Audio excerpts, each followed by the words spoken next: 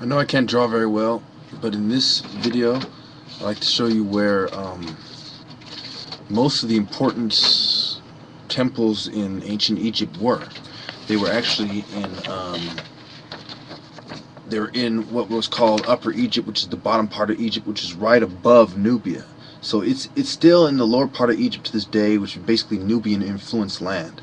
And you had Lake Nasser and the Toshka Lakes and Abu Simbel, and going up you have Aswan, the temple of Edfu, where the temple of Heru is, and Esna and Thebes. Remember, the Thebans were the ones who, around the time of Isaac, Jacob, and Joseph, around 1640 BCE, the Hyksos invaded Egypt, and the Thebans were the guys who had to fight with them over who runs the show.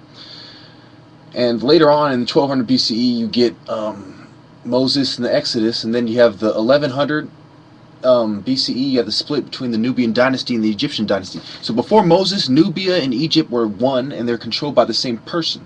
And in the 25th dynasty, as a result of the split around, well, the Nubian contest begins really around 1080 BCE, but you have the Nubian dynasty coming to head. You know, like in 743 you have Pi. You know, around 800, 880 BCE you have the Nubians coming really into power, and you have people like Shabaka and Kashta. Well, anyway, you have Pi around 743 BCE, and this is when you have the exile in Babylon and the prophets of Israel, and you also have later on, you're going to have the Persian Empire, which is after this, 525. So the only relevant foreigners in Egypt during the period of Isaac, Jacob, and Joseph, and the whole Technicolor shirt when Jacob goes out and becomes Israel, the Nubian dynasty is ruling while they're in Israel. They have the kings of Israel, the prophets of Israel. The Nubian dynasty is ruling in Egypt. That's why they allow them to be there. So you have to understand the mind control, and you have to understand what the importance is, and the importance of the buildings there. Okay, you know what is up. Up you have most of the temples were built like black people, like in El Armana, right? You have the temple of Aten, built by Akhenaten when he was leaving.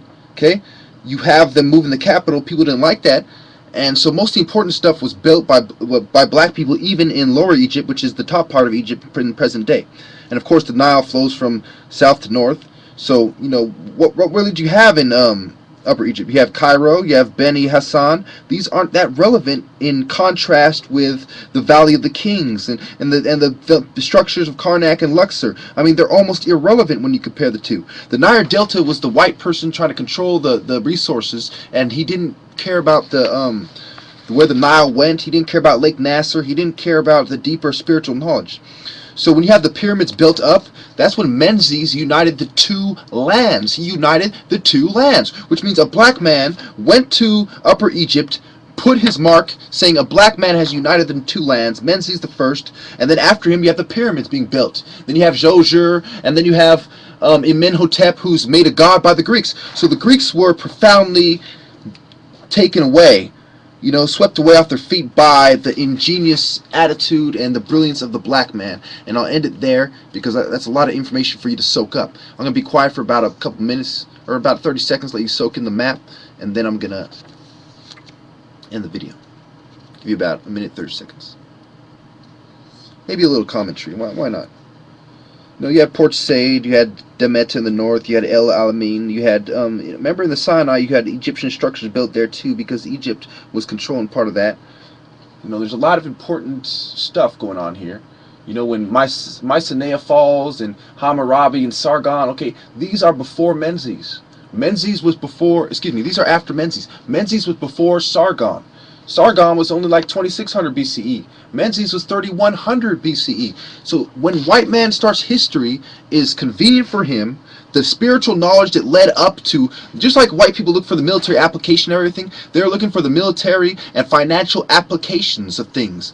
That's why in the Temple of Thebes, a lot of them who were fighting with the Nubian dynasties, they had military. They were a military priesthood. So they're mixing sciences with the military, with the spiritual knowledge. Yeah, I wasn't supposed to talk too much. Just soak it in. Lake Nasser, right above Sudan.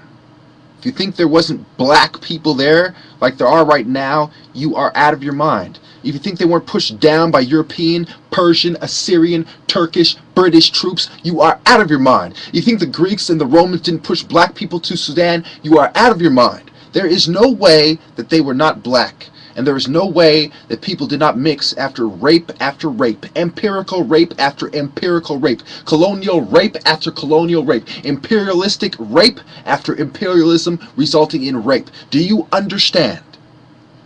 Even Cleopatra was willing to give her body ahead of time because she knew the army was coming to rape everybody. The Romans don't play around. They're coming to rape everyone. She knows how the white people think because she descends from some of the lines of the white people. For example, she descends from the Macedonian line. Well, I'll end it right there.